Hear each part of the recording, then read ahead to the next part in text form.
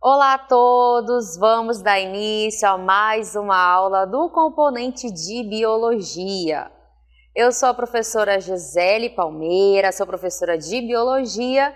Vamos agora conhecer o nosso objeto de conhecimento e detalhamento.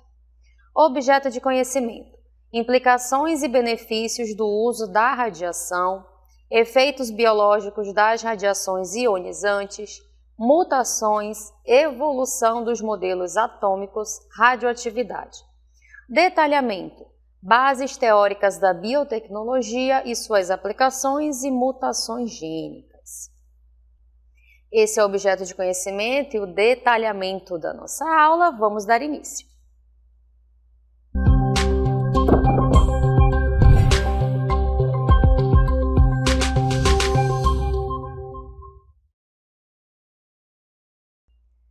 E para falar de biotecnologia, vamos iniciar aqui nesse espaço que é um laboratório, um espaço de pesquisa, um espaço de observação, um espaço onde traz para a gente muito avanço da tecnologia, devido aos estudos, aos cientistas e pesquisadores. Então a gente vai observar na nossa aula a importância da biotecnologia para todo o avanço que nós temos até os dias atuais. A gente vai ver que a biotecnologia ela está relacionada a um tempão atrás, mas que até hoje ela é extremamente importante para tudo aquilo que acontece ao nosso redor. Então a gente vai observar na nossa aula que a biotecnologia ela vai estar relacionada com alguns fatores.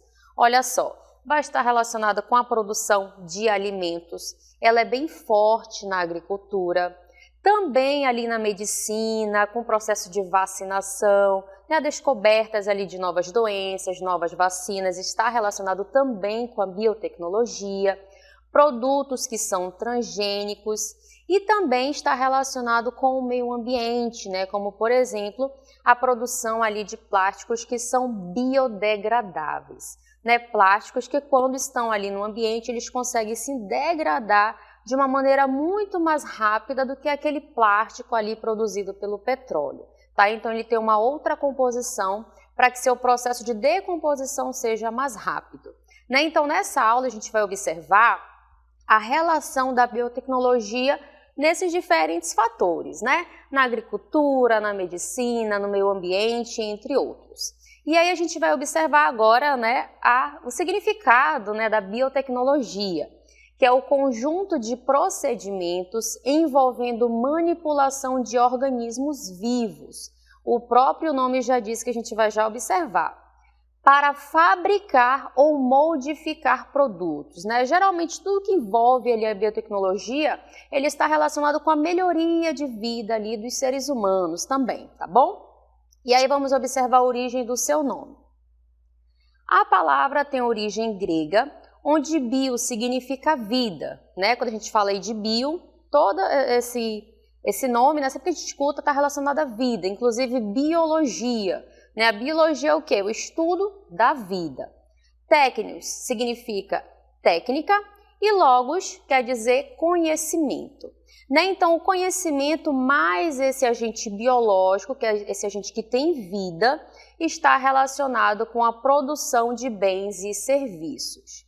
E aí onde ele vai ser aplicado, todo esse conhecimento, a utilização de seres vivos, é aplicado na medicina, na agricultura e no meio ambiente também.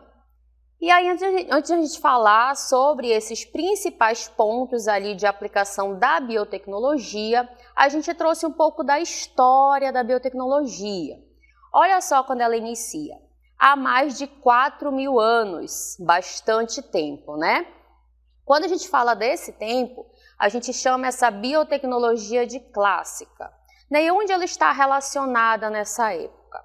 Na fabricação do vinho ou do pão, cujo segredo é a fermentação realizada por micro-organismos que são as leveduras. Então, desde essa época, há mais de 4.000 anos, na produção ali do pão, o que é realizado?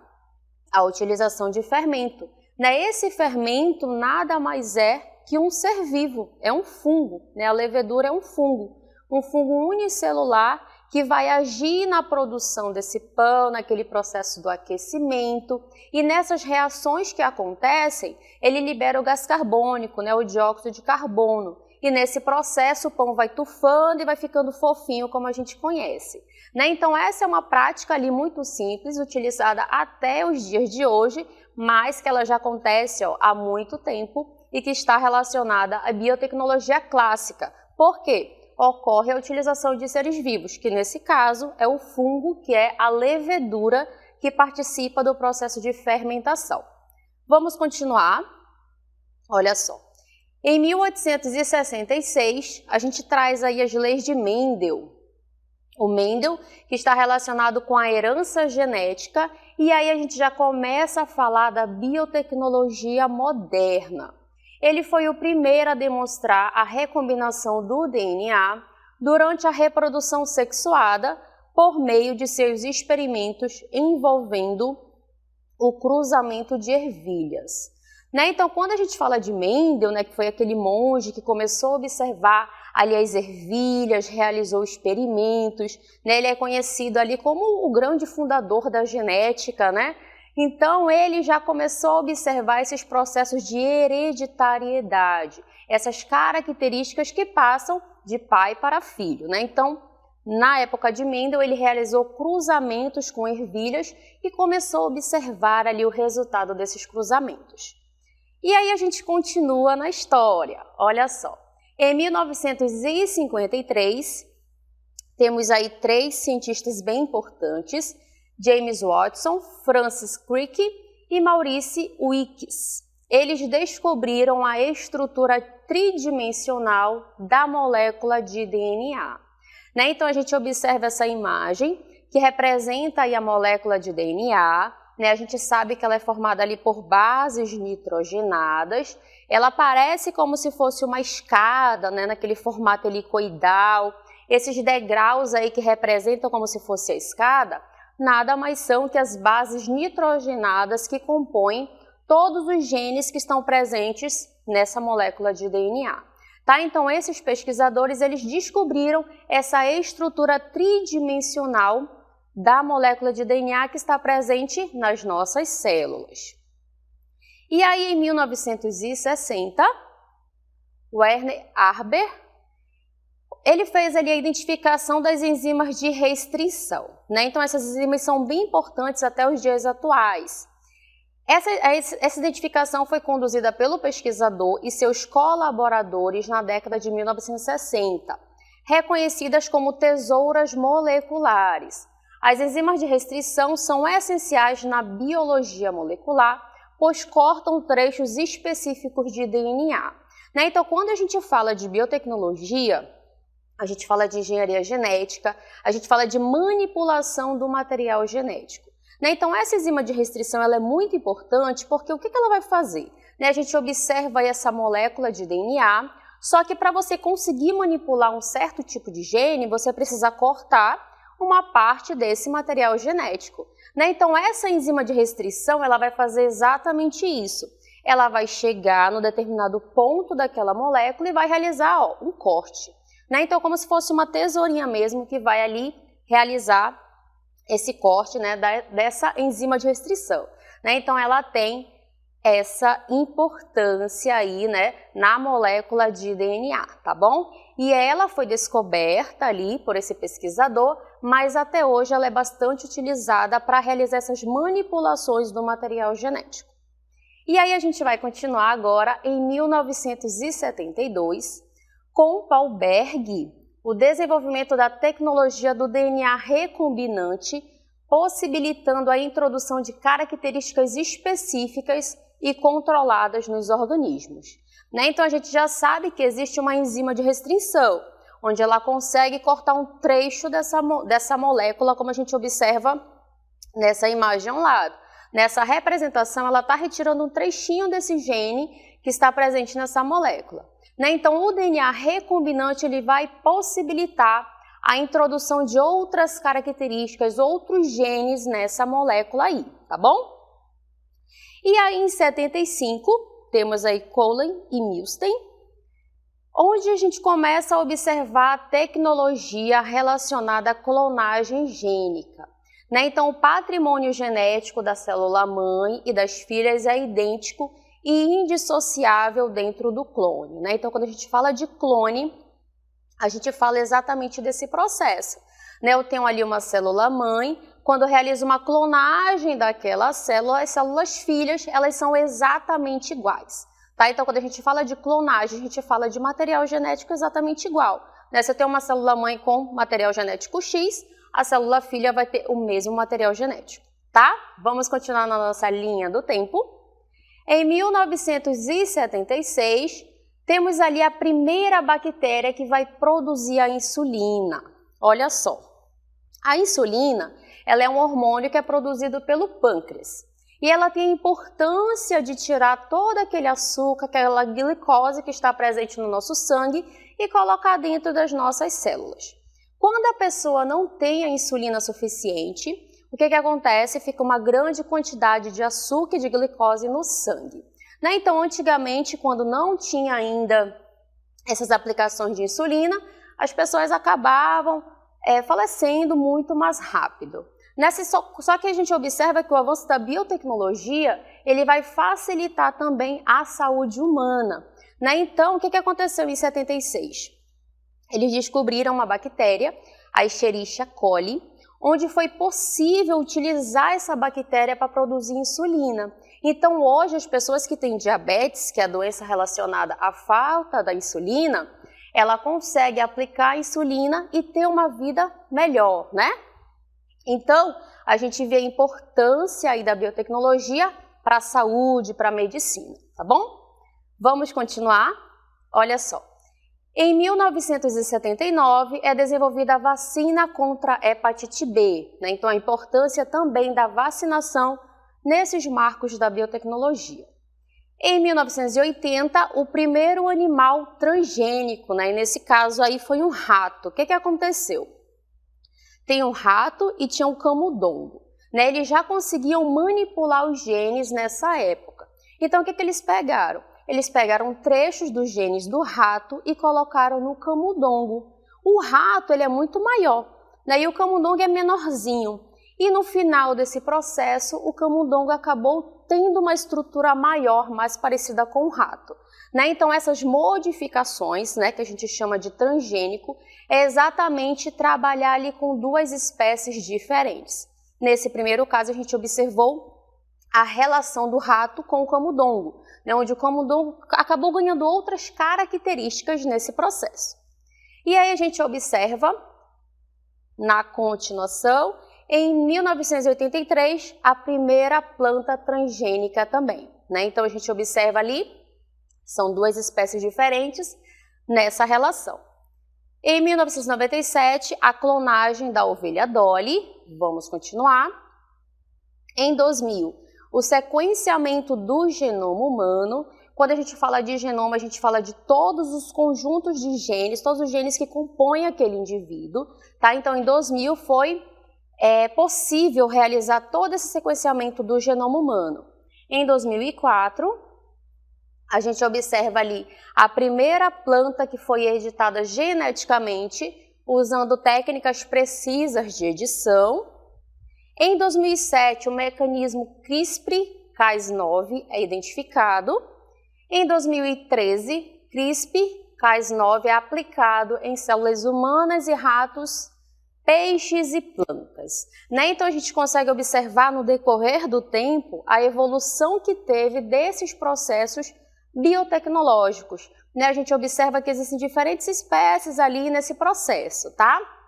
E aí, para a gente entender essa técnica, CRISPR-Cas9, que ela é bem importante, ela é bastante utilizada porque ela consegue ali cortar, editar partes genéticas. O que ela vai fazer? A gente trouxe aqui uma representação para a gente observar como é que acontece. Aqui ao meu lado, o que vocês vão observar? Esse lado aqui, ó. A gente tem um bacteriófago. E aquela estrutura maior que está ali no cantinho é uma bactéria. Então, o bacteriófago ele vai colocar ali dentro daquela bactéria um material genético. e dentro da bactéria ela já tem o seu próprio material genético.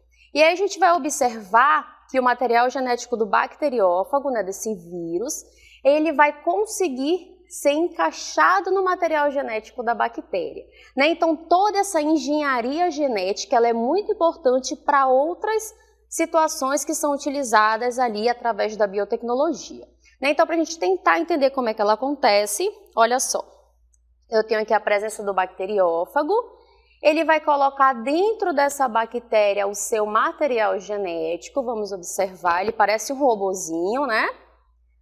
Olha só, sentou ali na bactéria, colocou seu material genético, essa parte em amarelo que eu observo é o material genético da bactéria.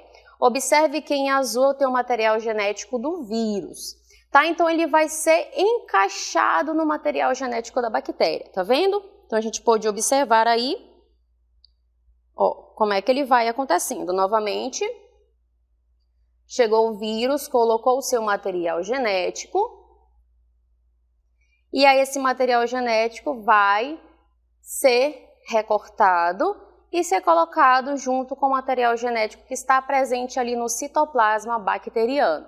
Lembrando que as bactérias, né, elas são seres procariontes, tá bom? Então a gente trouxe aí para vocês observarem, né, com mais detalhes como é que acontece essa interação de genes de espécies diferentes. Nesse caso, o vírus com a bactéria. E aí vamos continuar, vamos observar agora a relação da biotecnologia na medicina, né? Então, quando a gente fala da medicina, a gente está falando ali da produção de insulina, medicamentos e vacinas, a manipulação de animais, como o porco, para utilizar os órgãos em transplantes, a produção de anticorpos em laboratório para pacientes com sistema imunitário deficiente. A terapia gênica também está relacionada com a biotecnologia na medicina, para tratamento de doenças como câncer, neurológicas e cardiovasculares, cujos tratamentos convencionais não são eficientes, pesquisas com célula-tronco para fins terapêuticos, né? Então existe aí muito trabalho, muita pesquisa voltada à biotecnologia na área da medicina, né? Então a gente observa aqui ela está relacionada com todo esse avanço e melhoria também nas nossas vidas, né? A biotecnologia na agricultura, né? Nesse ramo, o que a gente vai observar? A produção de insumos, como fertilizantes, sementes e agrotóxicos. O melhoramento genético de plantas também, né? Bastante utilizado nesse processo da engenharia genética. Processamento de alimentos, onde a gente observa aí o caso dos alimentos transgênicos, né? Aqueles alimentos que já são ali produzidos, preparados com características bem específicas, tá? De melhoramento mesmo do seu produto. E aí, né, a gente fala da biotecnologia da agricultura, a gente trouxe a participação de um professor que vai explicar para a gente sobre o processo da Revolução Verde, que está relacionada com esses processos biotecnológicos. Olá, alunos da segunda série do ensino médio. Eu me chamo Wilson do Nascimento, eu sou professor do componente de Geografia e eu vou falar para vocês um pouco sobre Revolução Verde. Começa essa fala definindo o que é a Revolução Verde, que pode ser compreendida como um momento em que foram inseridas no campo novas técnicas e métodos dentro do processo produtivo. E isso mudou a forma como nós vinhamos fazendo a atividade de agricultura e a atividade de pecuária. Para vocês terem uma ideia desse impacto, a gente compara a Revolução Verde a uma revolução industrial, só que no campo. Quando teve início essa Revolução Verde? No mundo pós-Segunda Guerra Mundial, que passava por uma crise de abastecimento. E ela tinha como propósito sanar o problema da fome no mundo, em especial na África subsaariana e também em algumas regiões do continente asiático. Ao longo do desenvolvimento da Revolução Verde, uma série de técnicas foram inseridas no processo produtivo. E eu vou falar para vocês de algumas, como, por exemplo, o uso das sementes modificadas geneticamente. Temos também uma maior utilização de máquinas no processo produtivo e também de mais insumos relacionados a fertilizantes, adubos e rações. Muitos desses insumos foram desenvolvidos justamente nesse contexto de Revolução Verde. Quando é que essa Revolução Verde ela chega aqui no Brasil, professor? Na década de 60, durante o governo militar, e ela foi o pilar do chamado milagre econômico vivenciado nesse período. A Revolução Verde também foi responsável por colocar o Brasil num lugar de destaque no que se refere à produção e exportação de produtos oriundos da atividade de agricultura e atividade de pecuária. Graças à Revolução Verde, a gente conseguiu aumentar bastante a quantidade de alimentos produzidos e também as áreas que a gente utiliza para realizar atividade de agricultura e pecuária. Mas vieram também problemas, e eu vou citar aqui para vocês alguns, como por exemplo a intensificação do êxodo rural, saída do homem do campo em direção à cidade, graças à mecanização do campo, um maior também impacto ambiental relacionado à degradação do solo, também contaminação dos recursos hídricos, e ela não conseguiu atingir um dos seus principais propósitos, que era sanar com o problema da fome no mundo. Haja vista que tudo que é produzido dentro da lógica do capital é mercadoria, e você precisa de renda para acessar esses produtos. Logo, a questão da fome no mundo está mais ligada à distribuição de renda do que o quantitativo de alimentos produzidos. Para vocês terem uma ideia, nunca na história da humanidade nós tivemos tantos alimentos sendo produzidos. Nunca na história da humanidade também nós tivemos tantas pessoas passando fome. Isso é para vocês pensarem ainda. Espero ter contribuído com os estudos de vocês e até uma próxima oportunidade.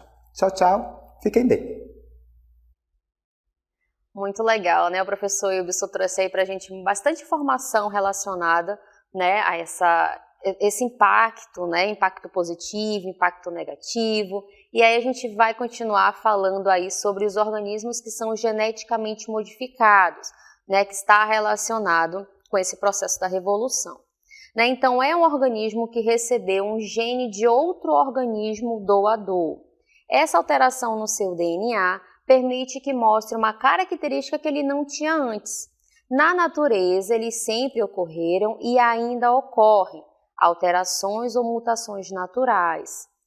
A soja transgênica, tolerante a herbicidas, ela foi a primeira planta geneticamente modificada gerada inteiramente no Brasil. Né? Então, quando a gente fala desse organismo geneticamente modificado, nesse exemplo a gente trouxe o exemplo da soja. Né? Então, ela foi modificada nesse processo.